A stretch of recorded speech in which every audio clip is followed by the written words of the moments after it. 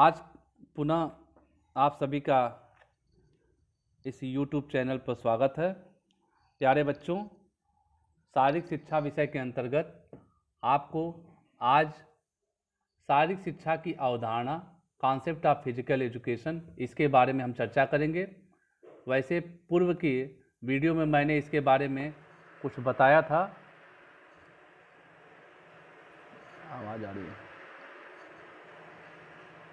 कक्षा 9 से 12 तक यूपी बोर्ड के समस्त छात्रों के लिए यह पाठ अनिवार्य है, इसलिए आइए इसका अध्ययन करते हैं। शारीरिक शिक्षा का अर्थ एवं परिभाषा, इसके लक्ष्य एवं उद्देश्य। पाठ्य चर्चा करने से पूर्व इसके बारे में हम बात करते हैं कि शारीरिक शिक्षा जब से मनुष्य का इस सृष्टि पर आगाज हुआ है, मनुष्य जाने अनजाने में शारीरिक क्रियाओं को करता रहा है। उदाहरण के तौर पे एक छोटा सा बालक देख लीजिए। वह बच्चा जो है नवजात शिशु होता है, फिर वो धीरे धीरे 1 से 2 माह का हो जाता है, 3 माह 4 माह।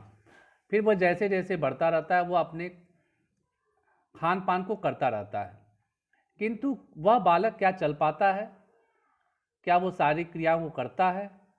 तो वह अनजाने में ही बहुत सी सारी क्रियाओं को करता है। जैसे कि एक छोटा सा बालक, अगर उस बालक के सामने कोई उसका अभिभावक जाता है जिससे वह परिचित रहता है, जिसकी आंखों में स्नेह देखता है, अगर उसके समक्ष ताली बजाता है तो वह बच्चा अपने हाथों और पैरों को तेजी से वह चलाता है। बार बार ये इस क्रिया को दोहराने पर वह बालक पुनः इस क्रिया को दोहराने लगता है। तो शारीरिक शिक्षा सबके लिए आवश्यक है, और आज के इस भौतिकवादी युग में जहां हर एक मनुष्य जो है तनाव ग्रसित है, तनाव से वो परेशान है, बीमारियों से परेशान है, ऐसे समय में शारीरिक शिक्षा के बारे में जानना सबका कर्तव्य बन जाता है, और इसका जितना प्रचार प्रसार किया जाए उतना ही देश के लिए और सभी नागरिकों के स्वास्थ्य वर्धन में लाभदायक सिद्ध होगा। तो आज बात करते हैं शारीरिक शिक्षा का अर्थ। शारीरिक शिक्षा की अवधारणा से अभिप्राय है अच्छे स्वास्थ्य की कामना से शारीरिक श्रम को महत्व देना। शरीर को स्वस्थ सबल रखने की चाह मनुष्य मन में प्रारंभ काल से ही रह रही है। प्रारंभ में हिंसक पशुओं से स्वयं की रक्षा के लिए मनुष्य ने अपनी शारीरिक शक्ति की आवश्यकता एवं महत्व को समझा। अपने पूर्व के अनुभव से उसने यह भी जाना कि निरंतर एवं नियमित श्रम करने से शरीर बलवान व सक्षम होता है तथा सबल शरीर से स्वयं की रक्षा एवं अन्य कार्य सहज संभव है। तो उसने काम और व्यायाम का समन्वय किया, उसके अनुसार अपनी दिनचर्या का निर्धारण किया। अपने जीविकोपार्जन के लिए वह मीलों दूर चलता था, जंगलों की दर दर भटकता था, और तब जाके वह अपने जीविकोपार्जन के लिए अपने भोज्य पदार्थों को इकट्ठा करके वह अपने पेट को तृप्त करता था और अपने परिवार का भरण पोषण करता था। जैसे जैसे सभ्यता का विकास हुआ, मनुष्य ने पशुओं को भी पाला, पशुओं से भी अपनी आवश्यकताओं की पूर्ति की। जल के लिए जहाँ नदियाँ हुआ करती थी वहाँ से वह मीलों दूरी तय करके जाके घड़े से पानी इकट्ठा करता था। बाद में और सभ्यता का विकास हुआ तो कुएं से खींचकर वह पानी इत्यादि भी भरने लगता था, और इस प्रकार सभ्य मानव धीरे धीरे इन क्रियाओं को करने लगा। कालांतर में मानव ने शारीरिक बल के महत्व को समझते हुए बहुत सी मनोरंजन क्रियाओं के साथ खेलों के साथ जोड़ दिया। यानी मनुष्य के मनोरंजन का मुख्य साधन खेल हो गया। जैसे पशुओं के साथ दौड़ लगाना, शिकार करना, तैरना, जानवरों को पकड़ना, घुड़सवारी, तीरंदाजी, मल्लयुद्ध, नृत्य, ऐसी अनेक शारीरिक श्रम वाली मनोरंजन क्रियाओं को जो है मनुष्य करता था और अपनी दिनचर्या में का अभिन्न अंग बना लिया। तो इस तरह शारीरिक क्रियाओं को मनुष्य ने जाने अनजाने में सभ्यता के जैसे जैसे मनुष्य ने आयाम स्थापित किए, सभ्य होता गया, वैसे ही शारीरिक क्रियाओं को भी वह नए तकनीकी के साथ जो है उसका प्रयोग करने लगा। शारीरिक शिक्षा की परिभाषा। अब बात करते हैं कि शारीरिक शिक्षा की जो है परिभाषा क्या है। तो शारीरिक शिक्षा शिक्षा के कार्यक्रम का वह भाग है जिसमें शारीरिक क्रियाओं द्वारा बच्चों को विकसित तथा सुशिक्षित किया जाता है। शारीरिक कार्यक्रम साधन है और उन्हें इस प्रकार चुनकर कराया जाता है कि इनका प्रभाव बच्चे के संपूर्ण जीवन पर पड़े, जिससे बच्चे का शारीरिक, मानसिक, भावनात्मक एवं नैतिक विकास हो सके। इसके संदर्भ में तमाम ऐसे शारीरिक शिक्षाविद रहे जिन्होंने अपने अपने विचारों को व्यक्त किया है। उन्हीं विचारों में से कुछ शारीरिक शिक्षाविदों के विचारों को मैं आपके समक्ष रखता हूं। तो सबसे पहले बात करते हैं J.F. विलियम्स की। शारीरिक शिक्षा व्यक्ति के उन शारीरिक कार्यक्रमों को कहते हैं जिनका चुनाव उनके प्रभाव की दृष्टि से किया जाता है।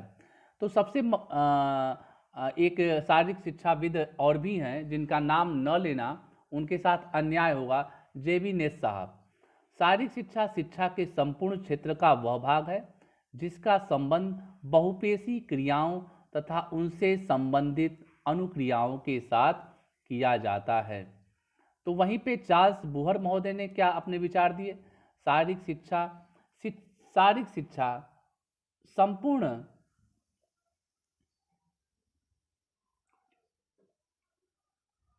शारीरिक शिक्षा संपूर्ण शिक्षा प्रबंध का एक अभिन्न अंग है तथा जिसका ध्येय शारीरिक क्रियाओं के माध्यम से शारीरिक, मानसिक, संवेगात्मक तथा स्वस्थ सामाजिक नागरिकों का निर्माण जैसे उद्देश्य की प्राप्ति के लिए किया जाता है। अब इसमें बच्चों आता है बात कि शारीरिक शिक्षा के अंतर्गत शारीरिक विकास, मानसिक विकास, संवेगात्मक विकास, इन सारे बातों को हम पढ़ेंगे। शारीरिक शिक्षा का अब अगला टॉपिक पे आते हैं कि शारीरिक शिक्षा का ध्येय क्या है, उसका उद्देश्य क्या है। तो शारीरिक शिक्षा के ध्येय 3 भागों में विभाजित किए जा सकते हैं। इसको देख लेते हैं। शारीरिक शिक्षा के ध्येय को 3 भागों में बांटे जा सकते हैं।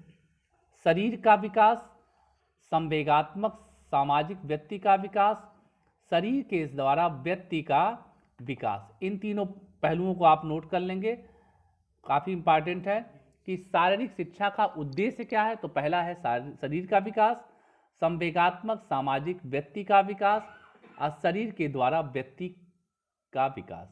आगे समझने का हम प्रयास करते हैं कि शारीरिक विकास क्या होता है। देखिए, शरीर का विकास होना नितांत आवश्यक है। यही कारण था कि अरस्तु महोदय ने बहुत पहले ही इस बात की चर्चा की थी कि स्वस्थ शरीर में ही स्वस्थ मस्तिष्क का विकास होता है। तो अगर शरीर का विकास उत्तम तरीके से हो जाएगा तो निश्चित रूप से आपके मस्तिष्क का भी विकास होगा। शरीर के विकास के साथ साथ आपकी क्षमता में वृद्धि होती है, आपकी शक्ति में वृद्धि होती है, साहस, सहन शक्ति, थकान न होने आदि, ये सब सारे गुण आते हैं, जिसको मैंने हाइलाइटर के माध्यम से आपके समक्ष प्रस्तुत भी किया है। वैसे अगर मनुष्य शारीरिक क्रियाओं को नहीं करता है तो उसका जो शरीर ढीला पड़ जाता है, ढील डौल हो जाता है। और आज की युवा पीढ़ी इसके लिए ज़्यादा एकाग्रचित है। यही कारण है कि हर एक शहरों में जिम्नेजियम खुल रहे हैं और लड़के जो है, छात्र चाहे छात्रा हो, इस तरह की क्रियाओं को करता है। दूसरा है सबसे महत्वपूर्ण पहलू जो है शारीरिक से संवेगात्मक विकास करना। तो संवेगात्मक विकास का मतलब ये है कि अगर देखा जाए तो व्यक्ति की शिक्षा कुछ इस रीति व पद्धति से हो कि वह प्रजातांत्रिक जीवन प्रणाली में अपना उचित स्थान ग्रहण कर सके, उसके प्रति अपने नैतिक कर्तव्य, उत्तरदायित्व को समझ के साथ शारीरिक शिक्षा के कार्यक्रम प्रतिक्रियाओं के परिणाम स्वरूप उत्पन्न परिस्थितियों से प्राप्त अनुभवों के आधार पर व्यक्ति वातावरण को तथा उसके अर्थमय रूप में समझे। आजकल के बच्चों में देखा जाता है सामान्यतः कि संवेगात्मक विकास उसका सही नहीं है। अगर इसको हम मोटे तौर पे समझें कि अगर एक अभिभावक अपने बच्चे को थोड़ा सा कुछ कहता है तो उसकी इंद्रियां जो हैं उसके बस में नहीं रहती हैं और वह जो है उस आदेश का सही प्रकार से क्रियान्वयन नहीं करता है। तो संवेगात्मक अगर विकास हो जाएगा तो बच्चे के जो है आत्मगौरव, आत्म बलिदान, सहयोग, साहचर्य, मैत्री भाव, देशभक्ति, सम्मान, नेतृत्व के गुण, जय पराजय को धैर्य के साथ झेलने की क्षमता, सत्यवादिता, ईमानदारी से खेल भावना, आत्मगुण इत्यादि, ये जितने भी मानव के कल्याण के लिए, एक मानव के विकास के लिए जो भी गुण होने चाहिए वह आपके इस शारीरिक शिक्षा के ज्ञान से पता चलता है। अमूमन आप देखते हैं कि चाहे वो किसी भी धर्म का व्यक्ति हो, जब एक टीम के साथ खेलता है तो वह जो है सारी चीज़ों को भूल जाता है और वह जो है अपने देश के लिए खेलता है, अपने राष्ट्र के लिए खेलता है।